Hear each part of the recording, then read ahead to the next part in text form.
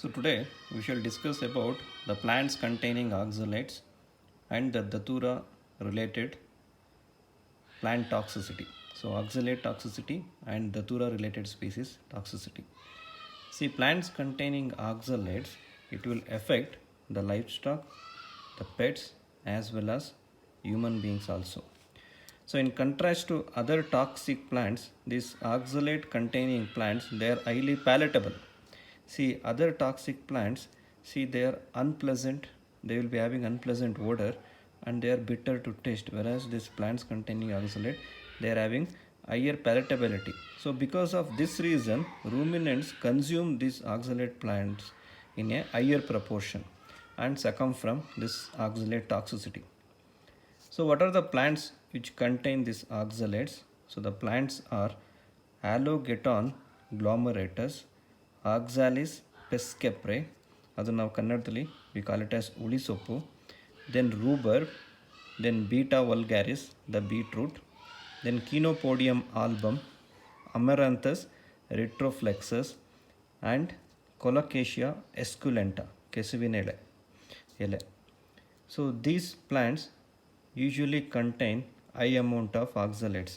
So among these plants, Allogeton glomeratus and Oxalis pescaprae, these two are very important oxalate containing plants in the entire world. So these two plants contain more than 40% of oxalate in their different parts. See, apart from plant source, a fungi will also have this oxalate. That fungi is Aspergillus, which affects the feed. So the moldy feed infested with Aspergillus, it will also have higher proportion of oxalates. And this Allogeton glomeratus, Chenopodium album, Amaranthus retroflexus, it is very commonly seen around our areas also. So they are very commonly grown weeds. So you see these weeds. So the photos of these plants is attached here with. So after this video, the photos will be displayed.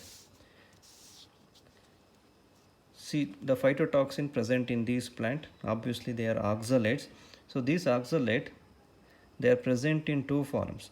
One is sodium or potassium oxalates and calcium and magnesium oxalates. The sodium and potassium oxalates, they are soluble in nature and they will get easily absorbed from the GIT. Whereas the calcium and magnesium oxalates, they are insoluble in nature. So if it enters the GIT, they will not get absorbed from the GIT. And these oxalates, they are also the anti-nutritional factor present in the plants. Okay. And this soluble form of oxalate, sodium and potassium oxalate. So when you compare it with two different forms of oxalate, the two important species which contain oxalate, Allogeton and Oxalis, they will be having higher proportion of the sodium potassium oxalate, which are soluble in nature. So because of this property, so this soluble oxalate, it will get easily absorbed from the GIT and enter the circulation and produces the toxicity. That may be also one of the reason why Allogeton and Oxalis are more toxic among other species. Then in ruminants, see, ruminants, they are quite resistant to this oxalate toxicity. See, why ruminants are quite resistant to oxalate toxicity is this potassium and sodium oxalates, which are soluble in nature. When it enters the rumen, it binds with the calcium coming from the other sources of the diet in the rumen. So it forms an insoluble calcium oxalate, so it cannot be absorbed from the GIT, then it will be excreted through the feces. So this is one of the reason. And another reason why ruminants are resistant is these potassium and sodium oxalates or any form of oxalate, when it enters the rumen, the bacteria present in the ruminal microorganisms, it will metabolize the oxalate into different metabolite. So because of these reason, ruminants are quite resistant. So I am using the word quite resistant, not entirely resistant. Why quite resistant? If they eat, see, it is having high palatability. If they eat it in more proportion, ruminants will also succumb from oxalate toxicity. But naturally they are quite resistant to oxalate toxicity if eaten in a small or medium proportion.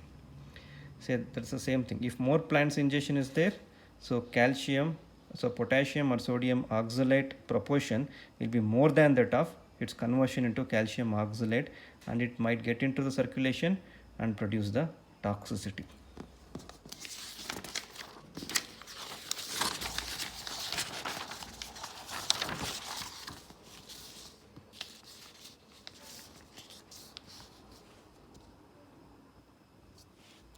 The same thing. See, if ruminants eat the plants in excess, the sodium and potassium oxalate, they will get absorbed into the circulation and they might cause the damage. See, among ruminants, sheep are more susceptible than the cattle. Then toxicokinetics. So toxicokinetics, I told you, so allogeton and oxalis species, they contain this form of oxalate in higher proportion, sodium and potassium oxalate. When it enters the rumen, see in the rumen, the oxalate, it will be degraded by the ruminal microorganism into a non-toxic metabolite. So what are those metabolites? Formic acid and the carbon dioxide. And also in the rumen, the calcium which is coming from other source of the diet, so this sodium potassium oxalate binds with the calcium to form calcium oxalate. As you know, calcium oxalate is insoluble in nature, so cannot get absorbed from the GIT, so it will be excreted as such in the feces. So the ruminants are quite resistant. If in toxicity, what happens? So if there is excess ingestion of the oxalate containing plant, so there will be high load of sodium and potassium oxalate, and this amount, it exceeds these two mitigation mechanism. So as a result, the soluble nature of sodium and potassium oxalate, it will be absorbed into the circulation, causing hypocalcemia and hypomagnesemia and causing the damage to the different organs. So that we should keep in mind. So next is mechanism of action. So what is the important mechanism of action? What this oxalate will does to the body? So the primary mechanism of the oxalate is it causes hypocalcemia. So it binds with the calcium in the body and causes hypocalcemia condition. So due to hypocalcemia, there will be cardiovascular collapse, there will be CNS depression. Why CNS depression? So as we studied in the neuropharmacology, for any neurotransmitter release, calcium is very important. See, calcium, it is involved in the exocytosis of the neurotransmitter. For release of the neurotransmitter, calcium is an important mechanism. Then second thing is there will be impaired clotting. So impaired clotting mechanism, so there will be bleeding. So due to hypocalcemia, there will be decreased milk production and there will be decreased bone growth. So it will affect the lactating and pregnant cows. See, lactating and pregnant cows, they are more susceptible than the other cattle. So it is due to this reason. And the second mechanism of action is it impairs the energy production. So the mechanism is unclear. So this impaired energy production, it is one of the reason for the acute death of the animals. Then the third mechanism of action, see, once this calcium oxalate gets absorbed into the circulation, this insoluble oxalate crystals, so what will happen, this insoluble oxalate crystals, they will get deposited into the different organs, and the important organs where these oxalate crystals will get deposited is the kidney. So in the renal tubule, it will get deposited and it will produce oxalate nephrosis. So you will see urolith formation. So you will see urolith formation due to this calcium oxalate. See, in acute oxalate toxicity, the death might be due to cardiovascular collapse. So as like this, or it might be due to impaired energy production, the second mechanism of action. If the death is not due to these two reasons, obviously the death will be due to this renal failure, that we should bear it in mind. So apart from the kidney, this oxalate will get crystallized in the brain also. And then the next mechanism of action, this oxalate, it will get deposited in the ruminal wall also and producing hemorrhage in the ruminal wall, and gets deposited in the wall of the blood vessel and produces the hemorrhage.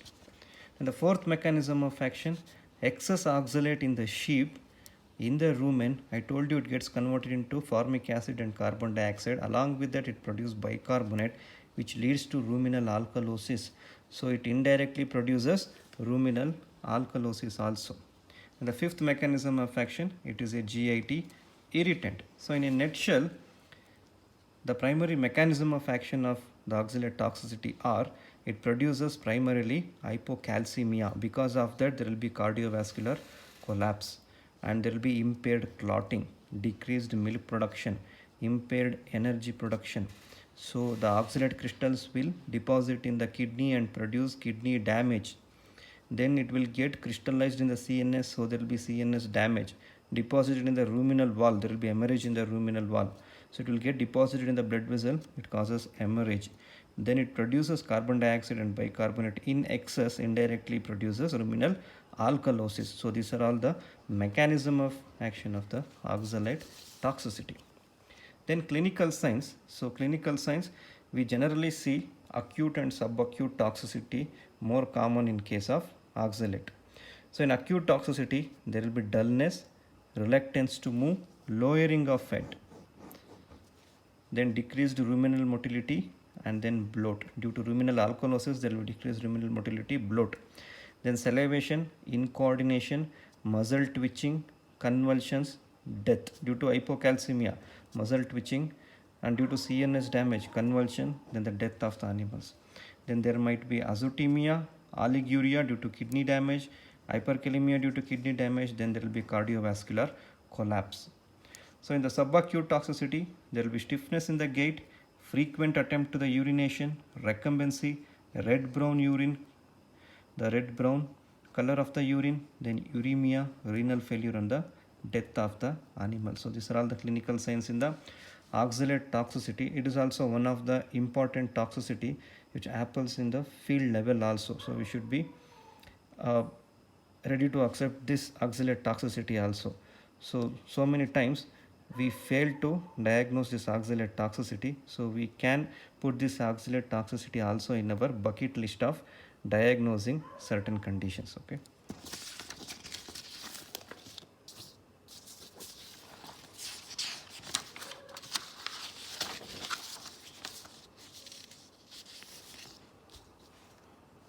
Post-mortem findings. So there will be hemorrhage in the ruminal wall, and in the acute condition, the kidney will be edematous and dark color. So if there is chronic oxalate toxicity due to chronic injection of this oxalate, so kidney is pale and smaller in size. So difference in acute and chronic toxicity. And when you cut the surface of the kidney, or when you cut open the kidney, so you can appreciate the oxalate crystals, and there will be chances of accumulation of this oxalate crystal in the sigmoid flexures. I told you oxalate urolith are very common, so you might find the oxalate crystals in the sigmoid flexure of the bull. Then microscopically you can appreciate calcium oxalate crystals in the renal tubule. So these are all some post-mortem findings. Then diagnosis, history, and finding out the culprit, the plants. Then based on the clinical sign, then demonstration of the crystals in the kidney, and blood picture. So it decreases the calcium level, decreases the magnesium level, increases the potassium level due to kidney damage, increase in the burn and creatinine level. So what will be the treatment? Since the primary mechanism of oxalate toxicity is it causes hypocalcemia, so you have to supplement the calcium.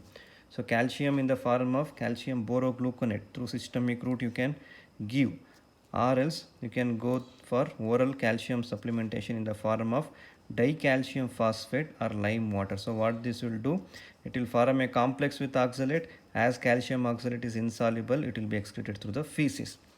See what will happen in majority of the cases, so before or after you give calcium also, already there will be irreversible kidney damage, already there is an impaired energy production, so you cannot revert it back. So these two damages, it will be already aggravated. So if such is the condition, so it is very difficult to retrieve back the animal. And also next is we can go for the fluid therapy. See, more than 70% of cases, so it will be in advanced stage, so the death will be imminent in the animals. So if it is in the primary stage, so you can supplement calcium through systemic route and orally, and chances of recovery is more. So if it is in initial stages. So the assignment question.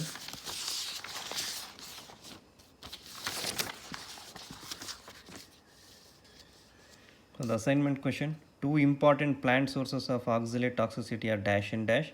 Hypocalcemia is characteristic feature of dash phytotoxicity. Dash and dash organs are mainly damaged in oxalate poisoning. Probable line of treatment for oxalate toxicity is dash. Okay, so this assignment questions you have to answer it in the comment section. Only objective type of questions. So I told multiple choice question in the last video. So it is objective type question. So you type it in the comment section by writing your name and the ID number. So after this video, the photos of the sources of oxalate toxicity will be displayed. So this is the picture of Allogaton glomerulotus. So it is a weed. So generally we found this weed around our areas also. Eating this will cause us oxalate toxicity. And the next important plant here is Oxalis pescaprae. So ಹುಲಿ ಚಿಕ್ಕ ಅಂತ ಹೇಳ್ತೀವಿ. ಆ ಎಲೆ ತಿಂತು ಅಂತ ಹೇಳಿದ್ರೆ ಹುಳಿ taste ಬರುತ್ತೆ. So that is also having oxalate. So this is Chenopodium album. So this we also get around our native areas only. So you take a picture if you get this one. So another picture of Chenopodium album. So this is also a weed we generally find in and around our areas also. See, this is spineless. So spines irodilla adralli. So this is Amaranthus retroflexus. So this plant will be having the spines. It will be having the oxalate also. And the next toxicity is Datura and related species. The toxicity due to Datura and related species. So this plant is very much common in India, Datura plant. It is very commonly involved in malicious or intentional poisoning rather than accidental poisoning. See, cattle has grazed this Datura species and succumb from toxicity, very rare condition. Rather, it will be maliciously killed or intentionally used for killing. So which are the plants which contain this Datura related species? Datura related species are Datura stramonium, also called as Jimson weed or devil's apple or thorn apple. In Kannada we call it as Datturi Gida. Then the another plant is Atropa belladonna. So you know this Atropa belladonna plant. Then Iocymus niger. So these three plants are very important. So these are all Datura and related species. See, Datura is not a phytotoxin, so it is a genus name. Okay, so this Datura stramonium, Atropa belladonna, Iocymus niger, it contains different phytotoxin. The important phytotoxin belongs to the group of tropane alkaloids. We already discussed it in the neuropharmacology section itself. So again, these tropane alkaloids are atropine, iosine, iosamine. And this iosine, it is also called as scopolamine. So iosine is an interesting compound. We'll see what type of interesting compound this iosine is. Then Datura's plant, they are non-palatable in nature. So like any other toxic plant, they are non-palatable in nature, unpleasant in taste. So the major source for this tropane alkaloids are these plant. Apart from this, we should think of this atropine overdosage also in the form of drugs. So if you inadvertently if you use more dosage of atropine, so atropine overdosage is much more common than the cattle grazing on these plant. So atropine overdosage incident are more common than ingestion of these plants. So which parts will be more toxic? Leaves and seeds. So leaves, very rarely they eat leaves, only under scarcity or drought condition. Seeds, no chance they eat the seeds. It will be having the spines, the seeds. So inside the seeds you find a black color coated seeds. So that is very commonly used for malicious or intentional poisoning. And that black seeds, see, outer cover will be having spines. So inner in the inside of the outer coat, so there will be black seed. So it is generally used as a contamination for the other cereals. So in place of other cereals, they use these seeds for maliciously killing the animals. So that we should be careful of. So dogs, cats, pigs are more susceptible than the herbivores and the rabbits. Why rabbits are resistant for this tropane alkaloid toxicity? You know, it is due to the presence of atropinase enzyme. Due to presence of atropinase enzyme, it will easily metabolize the atropine. So the chances of atropine toxicity very rare in case of rabbit. Suppose, see, rabbit has been eaten this plant, or rabbit has given atropine injection and the rabbit has died, and whether eating flesh of rabbit causes this datura toxicity. Yes, it will produce the atropine toxicity. The flesh of rabbit, if eaten by dog or cats, so they will suffer from the atropine toxicity. Only rabbits are resistant. Then mechanism of action. So it's a well-known mechanism of action. Tropine alkaloid aviatides. It is parasympatholytic action. It blocks mainly the muscarinic receptor. If it is given in higher dosage, it will also block the nicotinic receptor. Shall not go into much detail. Already you were fed up with the neuropharmacology overload only. So clinical signs. See, what will be the clinical signs? By blocking muscarinic receptor, so they will show parasympatholytic signs. So opposite to the parasympathomimetic signs. So you know what are the parasympathomimetic signs? Dumb shells. D stands for diarrhea, urination, myiasis, bradycardia, salivation, hypermotility, emesis, lacrimation and sweating. So these are all the parasympathomimetic signs. So you write opposite to the parasympathomimetic signs, you will get parasympatholytic signs. So there are interesting ways to depict the clinical signs due to atropine toxicity. So it can be expressed as 10D clinical sign. What are those 10Ds?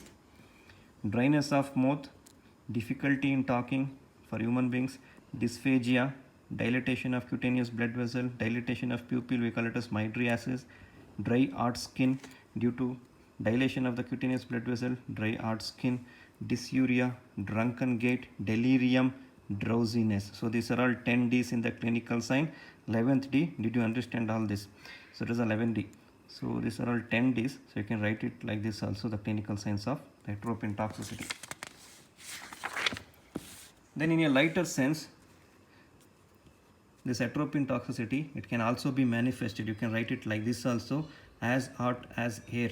So since the temperature is increased, as red as beet, the beetroot. So as red as beet due to dilation of cutaneous blood vessel, as blind as bat because of mydriasis, because of cycloplegia due to atropine toxicity, as blind as bat. Then as mad as N due to the drunken gait, due to hallucination, due to iosine content, there will be hallucination. So the animal will act as mad as N. Or as dry as bone, its muscle, its mucous membrane, or its skin, it will be as dry as bone. So these are all different clinical manifestation. You can write it like this also. So it will be in a lighter sense. Then postmortem finding, you can see the presence of the plant material or seeds of the plant. Then diagnosis, history, clinical sign, urine inoculation test. So the animal affected with this toxicity, you take the urine of that animal, so put it in one portion of the eye, either left or right. So this left eye where the urine is inoculated, so there will be mydriasis and the eye will not respond to the light. There will be cycloplegia. Mydriasis plus cycloplegia will be there in the left eye. Right eye normal. So normal thing will be there. There will be no mydriasis and it is responding to the light reflex. So there will be presence of light reflex, absence of light reflex, mydriasis, cycloplegia will be there. Then treatment. So what will be the obvious treatment? Parasympathomimetic with correct dosage. Why correct dosage? So there is a toxicity associated with physostigmine. What is the toxicity? It causes atrioventricular block. Since it causes atrioventricular block, the toxicity associated with physostigmine, so you should be very careful while giving the dosage. So the dosage 0.02 mg per kg body weight, slow IV over a duration of 5 minutes for cattle. So for dogs it is 0.05 mg per kg body weight. So apart from the parasympathomimetic physostigmine, so you can go for symptomatic treatment. And there are some interesting facts about iosine. I told you iosine is a scopolamine. So there are some interesting facts about iosine. So it's out of syllabus. Out of curiosity I have written all this. So this iosine, it is also called as road poison. And it is used for stupefaction. And it is also called as devil's breath. So have you heard this name, devil's breath? So in one of the Kannada film, so tabloid, in a Kannada tabloid, the Bell Bottom, so they discussed about this devil's breath which contain iosine. See, this iosine, it was used as a road poison. Why it was used as a road poison is, so it is having more propensity to cause hallucination. So that propensity to cause hallucination or memory loss, temporary memory loss, those agents we call it as deliriants are entheogens. Entheogens or deliriants are the agent which produces hallucination and temporary loss of consciousness. The same thing has been described in the Bell Bottom movie also. See, they put the powder, so the subject will inhale that powder. So by inhaling that powder, they will become unconscious. For some second, they will get unconscious. So they will the person will rob them off. So that is the thing in the bell bottom. So it is due to the stupefaction effect, entheogenic effect, deliriant effect. So very commonly iocin was called as road poison, especially in Colombian country. In Mexico, this iocin used as road poison is very common. And burundanga. So burundanga, it's another name given for iocin. So in Colombia and in Mexico, the iocin is called by burundanga. So it is having abuse potential. The same thing for hallucination. The children, the kids, the youngsters, they used to have this burundanga, and many criminal offenses were associated with this burundanga. Then urban legend. So all these incidents, we refer to it as urban legend. See, we glorify the effects of iocin. So actually iocin, yes, it is having some hallucinogenic effect since it blocks acetylcholine in the CNS, but we are glorifying the effect of iocin and misleading the youth towards the usage of the iocin. See, there has been increase in the cases where the youths are eating the crushed seeds of datura plant to get that hallucination. So those are all due to urban legends. So what do you mean by urban legends is ಕತೆ ಕಟ್ಟೋದು ಚೆನ್ನಾಗಿ. C ಈಗ ಒಂದು ಇಲಿ ಹೋಯ್ತು ಅಂತ ಹೇಳಿದ್ರೆ ಹುಲಿ ಹೋಯ್ತು ಅಂತ ಹೇಳೋದು, ಇಲ್ಲ ಅಂತ ಹೇಳಿದ್ರೆ ನಾನು ನೋಡಿದ್ದೀನಿ, so I have seen some person taking the seeds of the datura and he was indeed under great hallucination. So see, that's an urban legend. ಒಂದು ಕಟ್ಕತೆ ಹೇಳೋದಷ್ಟು ಜನಗಳಿಗೆ ನಂಬಿಸೋದಕ್ಕೋಸ್ಕರ ಒಂದು ಕಟ್ಕತೆ ಹೇಳೋದನ್ನ it's an urban legend. So that's what happening with the iocin, and some exaggeration is also been done in the movie. Okay, so this is some interesting facts about iocin and the datura related species. And assignment questions about datura related species is, the only assignment question is, which is the major phytotoxin present in the datura plant? The major phytotoxin present in the datura plant is dash. And the photos regarding these plants will be displayed after this video. Thank you. So this is the picture of datura metal, datura stramonium. So the seed you can see there, spines are there and purple flower is there. And this is the picture of Atropa belladonna, also called as purpose foxglove plant. So it is also contain tropane alkaloids.